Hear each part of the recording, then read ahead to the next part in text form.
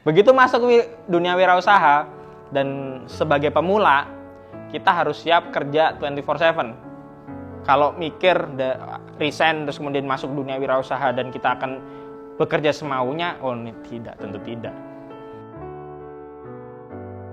Bismillahirrahmanirrahim. Assalamualaikum warahmatullahi wabarakatuh. Jadi nama saya itu Laude Rahmat Darmawan, biasa dipanggil Wawan. Bisnis saya sekarang itu fokusnya di bisnis kuliner, nama mereknya itu AUFA, AUFA. Memang fokusnya di kuliner, tapi kalau dibilang stream aliran uangnya itu sekarang udah beberapa jenis. Jadi kuliner jelas yang utama, terus edukasi kuliner. Jadi orang datang ke AUFA untuk belajar kursus lah seperti itu, belajar baking, ada yang belajar tentang roti, ada yang belajar tentang kue, ada yang belajar tentang frozen food, ada yang belajar tentang kue kering, macam-macam gitu, streamnya lumayan. Masih mengenai bisnis. Kalau edukasi kuliner itu istri saya, karena dia memang di AUFA dia memang yang membawai bidang produksi, jadi dia yang tahu caranya bikin segala macam. Terus edukasi tentang bisnis itu saya, jadi saya sebagai bisa dibilang pengajar gitu ya, ngomongin mengenai UMKM dan segala macam yang level dasar, khususnya untuk UMKM pemula. Kalau resminya sendiri, saya ngajarnya di Balai Latihan Kerja Kendari, itu sudah sekarang masuk tahun ketiga begitu. Kalau istri saya buka kursusnya itu tahun ini belum ada, mungkin nanti akhir tahun, nggak tahu, gantung PPKM apa enggak, tapi udah masuk tahun kedua. Tahun 2020 itu total siswanya 130 orang. Jadi ya lumayan lah. Kita punya 3 divisi produksi. Yang pertama saya sebutnya divisi dapur, yang kedua divisi kue, yang ketiga divisi roti. Jadi kalau masakan tuh artinya yang ngomongin mengenai snack box atau roti box gitu ya. Roti box apa? Catering lah gitu, catering. Yang kedua itu ya kue-kue, termasuk itu hantaran-hantaran untuk, kalau di sini tuh bilangnya borasa ya. Yang bawa-bawaan itu ya. Dulunya saya hanya mikirnya roti itu akan menjadi entitas sendiri. Nitipnya kedua toko aja, Marina sama MGM, Marina sama MGM. Ternyata setelah kesini roti itu juga diminati sebagai isian dari snack box. Jadinya akhirnya 3 divisi ini yang tadi saya pikir akan sendiri-sendiri, ini jualannya sendiri, targetnya sendiri, dapur jualannya sendiri. Akhirnya ya udah, begitu kita ngomongin snack box, ngambilnya dari 3 divisi ini. Ada yang produksinya masing-masing, ada yang kue, ada yang roti, seperti itu. Kalau kita ngomongin AUFA sendiri, sebenarnya saya dan istri saya itu mulai berusaha sejak setelah selesai nikah. Jadi begitu nikah langsung kita nyobain buka bisnis. Tapi khusus untuk AUFA yang kuliner ini secara profesional, saya nyebutnya secara profesional, baru fokusnya itu tahun 2017. Tepatnya tanggal 2 Januari 2017. Jadi saya bilangnya ya disitulah mulainya AUFA benar-benar profesional. Mulai saya belajar mengelola perdagangan untuk menjadi sebuah bisnis secara benar. Jadi saya belajar itu digital marketing, ngomongin Facebook Ads, Instagram Ads. Saya mulai mikirin bagaimana konten yang bagus, bagaimana gambar yang bagus. Jadi udah berapa tahun? 5 tahun ya. 17, 18, 19, 20, 21. Tahun kelima sekarang. Jadi sebenarnya kalau ngomongin AUFA itu saya harus ngobrolnya itu sama istri saya, karena dia itu yang ngomongin produk. Tapi kalau tadi pertanyaannya adalah mana yang pertama dibikin, adalah yang modal untuk produksinya itu paling murah. Nggak tahu ya apa yang pertama dibikin, ya roti sama masakan lah. Roti sama masakan, karena roti sama masakan, kue sama masakan lah. Roti terakhir karena alat produksinya mahal. Ovennya lebih mahal dibandingin oven biasa gitu. Terus mixernya juga mixer yang mahal. Mahal itu relatif, jadi saya ngomongnya itu mahal versi AUFA ya. Jadi bisa aja saya ngomong harganya oven roti dulu saya beli harganya 30 juta. Enggak mahal. Tapi buat kami pada waktu itu mahal banget. Harga 30 juta itu mahal banget. Apalagi itu harga dulu ya, harga tahun 2017 30 juta, belum termasuk ongkir. Ongkir kesini itu dulu masih jutaan lah gitu. Kalau nggak salah saya 3, 4 atau 7 juta itu ongkir dari Jakarta ke sini. Sekarang mah, kemarin saya barusan beli mixer itu, ongkirnya 3 alat itu dari Jakarta cuma sejuta, diskon jadi 900.000. Bayangin tuh, dulu yang jutaan sekarang cuma 900.000. Bisa dibilang terima kasih untuk Cina. Akhirnya dia yang bikin harga jadi agak turun begitu. Mas Ari bilang tadi, kita tahu Kendari tidak seperti bule-bule. Nah, asumsi di situ. Faktanya tidak, ternyata banyak orang Kendari suka sama roti. Banyak orang Kendari itu terbiasa makan roti. Buktinya, yang pertama itu juga yang membuat saya akhirnya memutuskan untuk ekspansi belajar roti. Sehari roti masuk Kendari. Buat apa dia masuk Kendari? Dia udah di Makassar saja mungkin sudah cukup lah itu. Ngapain dia harus ke Kendari, di mana tidak ada rumah produksinya di Kendari. Jadi dia barangnya itu dari Makassar, roti itu naik pesawat ke sini dan baru dijual. Itu berarti membuktikan yang pertama itu market ada. Itu bukti pertama. Bukti kedua, ada usaha sejenis sama saya yang sudah dari sejak tahun saya masuk Kendari itu tahun 2003 itu ada jualan roti. Saya pengen nyebut mereknya, boleh nggak sih? Saya nyebut mereknya itu Diba Holland. Itu sejak saya masuk Kendari tahun 2003 itu sudah ada. Mungkin sejak sebelum saya masuk Kendari itu mungkin sudah ada. Sampai sekarang masih eksis. Jadi itu membuktikan memang marketnya ada.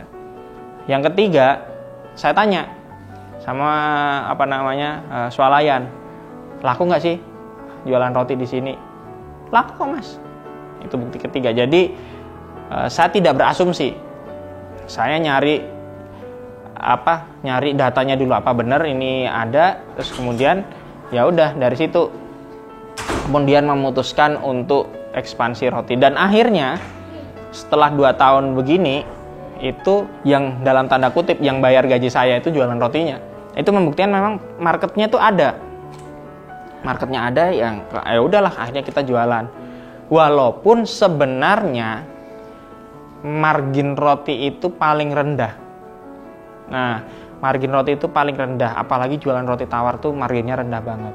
Tapi tertolong sama volume. Nah, seperti itu. Volume itu maksudnya jumlah jualannya. Jumlah jualannya itu jadi lebih banyak. Dan sekarang sampai ke titik saya juga jadi Aufa, bukan saya. Aufa itu juga masuk roti Bandung.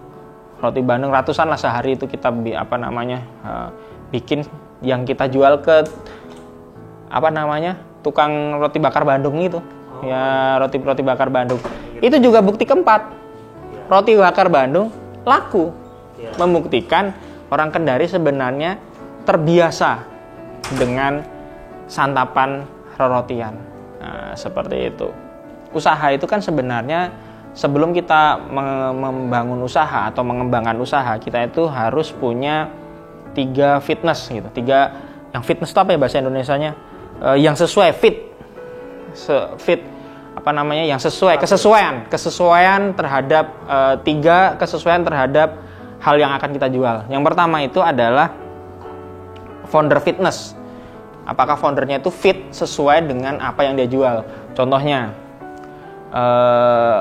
Mas Ari mungkin karena kuliahnya di Fakultas Komunikasi mungkin suka di hal-hal yang berbau mengenai media massa atau mengenai penyiaran. Tiba-tiba Mas Ari jualan misal jualan barang bekas gitu, barang bekas atau besi bekas. Besi bekas memang menghasilkan, tapi mungkin tidak fit untuk anunya Mas Ari, apa sih bahasa sekarang itu? Passionnya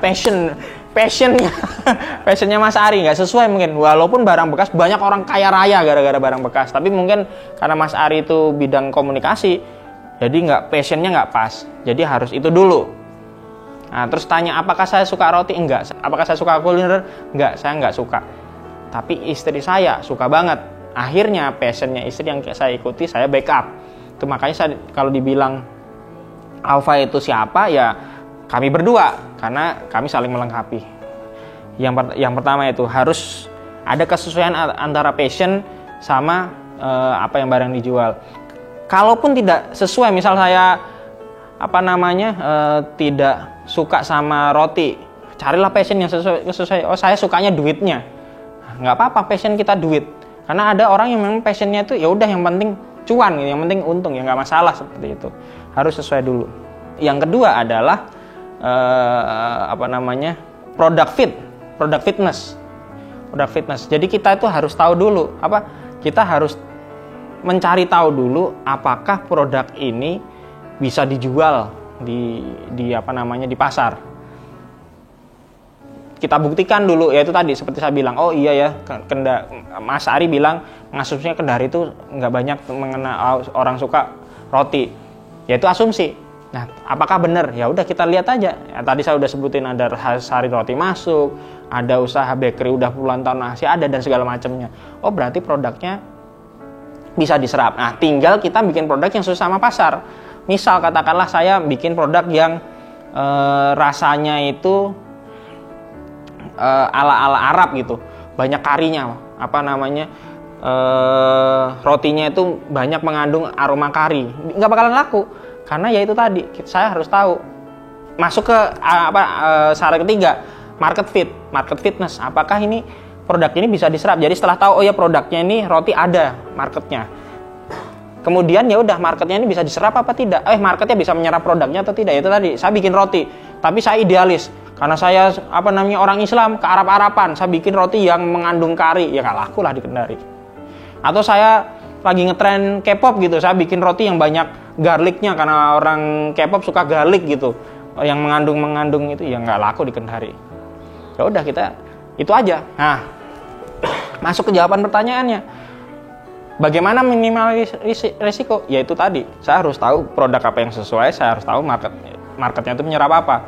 Jadi saya tidak akan bikin produk yang tidak bakal laku.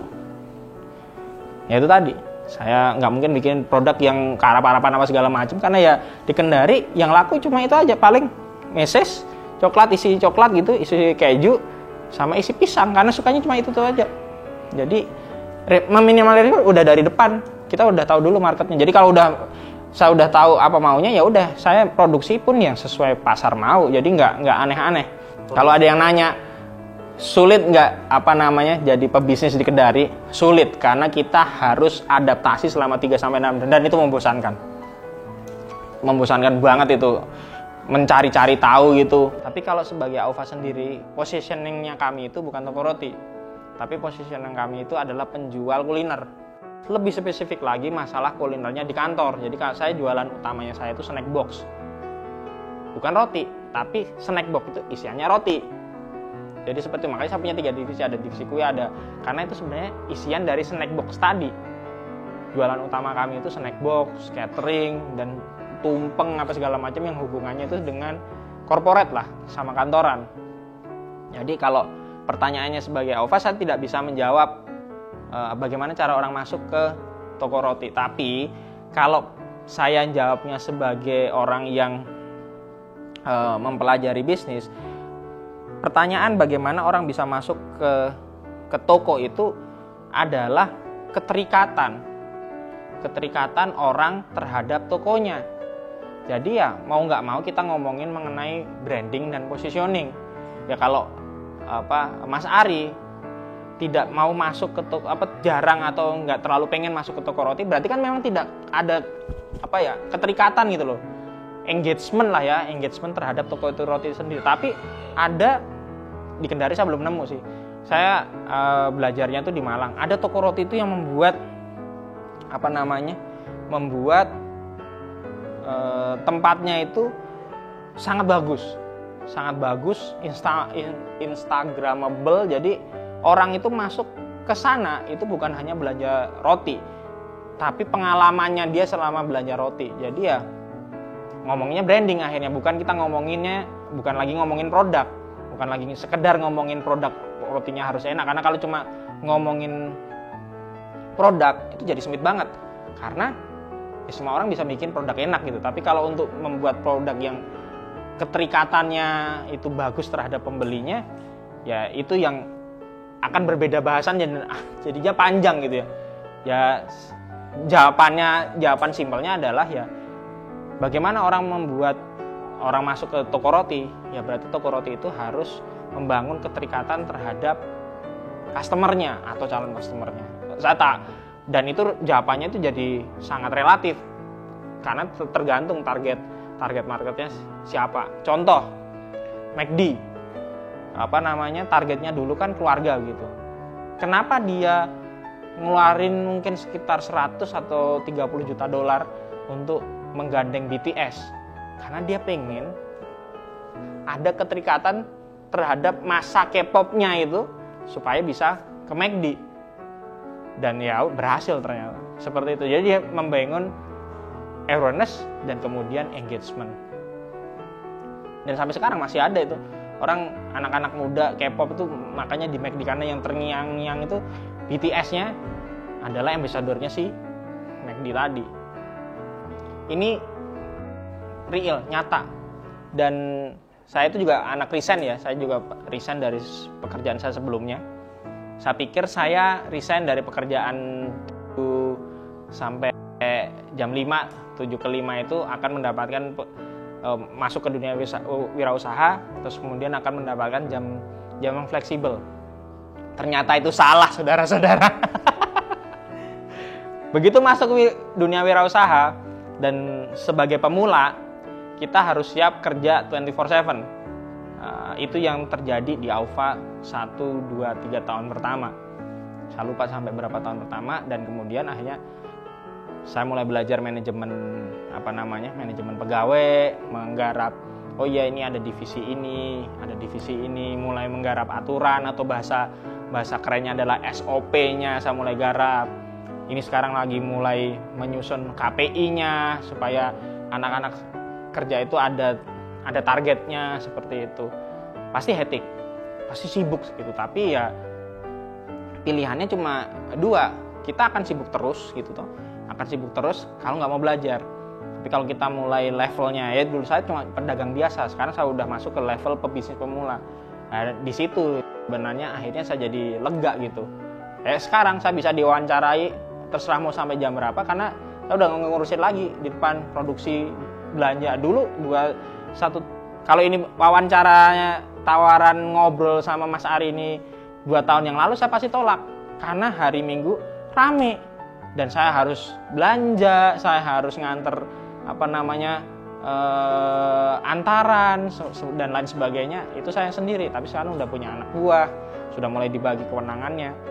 Jadi ya sibuk itu mungkin 1-2 tahun pertama. Mungkin kalau yang nonton ini lebih pinter, saya yakin masih lebih pinter dibandingin saya, bisa begitu 6 bulan atau 7 bulan udah bisa itu tim yang bagus. Apalagi kalau pergerakan cash-nya bagus ya, tapi intinya adalah kalau mikir resign terus kemudian masuk dunia wirausaha dan kita akan bekerja semaunya, ini tentu tidak.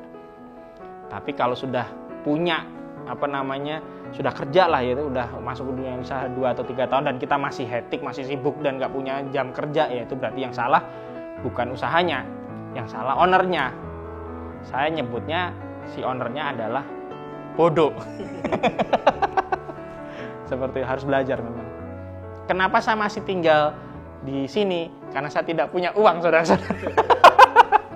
Ya itu intinya, harusnya terpisah, idealnya terpisah. Kenapa? Setiap orang itu kan akan ada sampai titik saya harus punya kehidupan sendiri. Belum lama ini yang viral nih Justin Bieber didatengin penggemarnya di luar rumah tinggalnya gitu.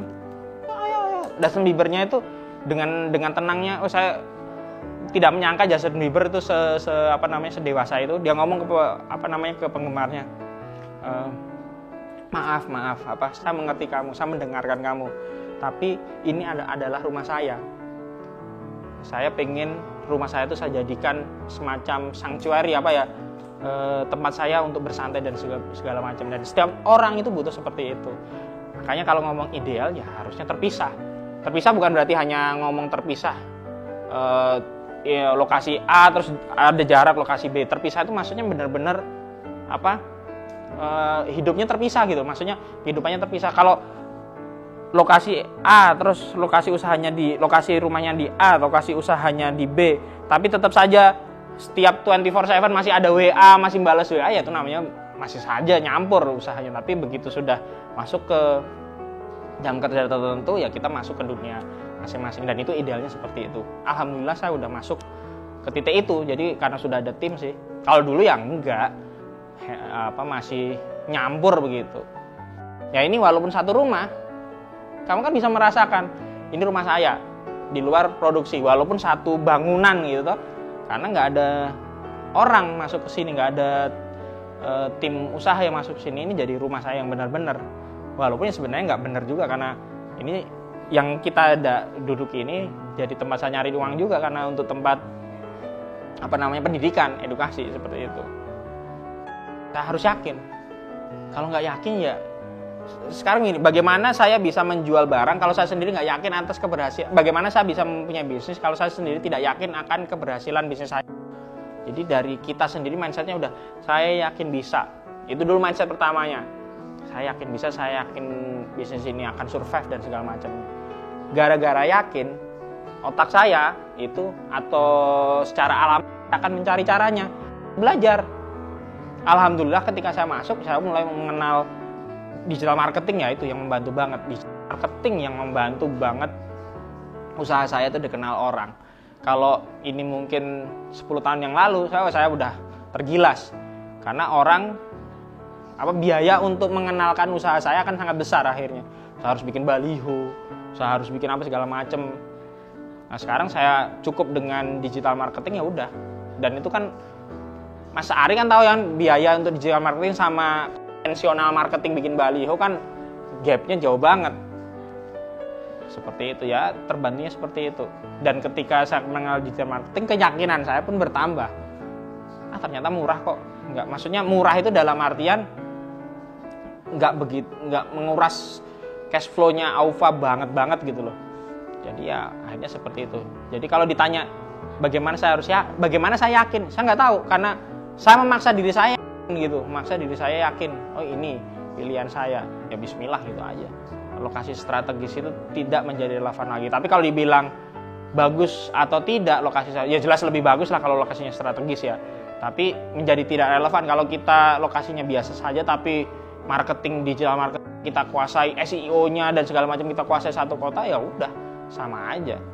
Ya itu tadi kita ngobrol sebelum ngobrol ini kan Mas Ari udah cerita ke saya itu Ghost Kitchen kan juga nggak ngomongin lokasi, tapi marketingnya dan segala macamnya yang hubungannya adalah informasi mengenai produk ke pelanggannya, bukan mengenai lokasi usaha ke pelanggannya, seperti itu. Jadi fokusnya berbeda.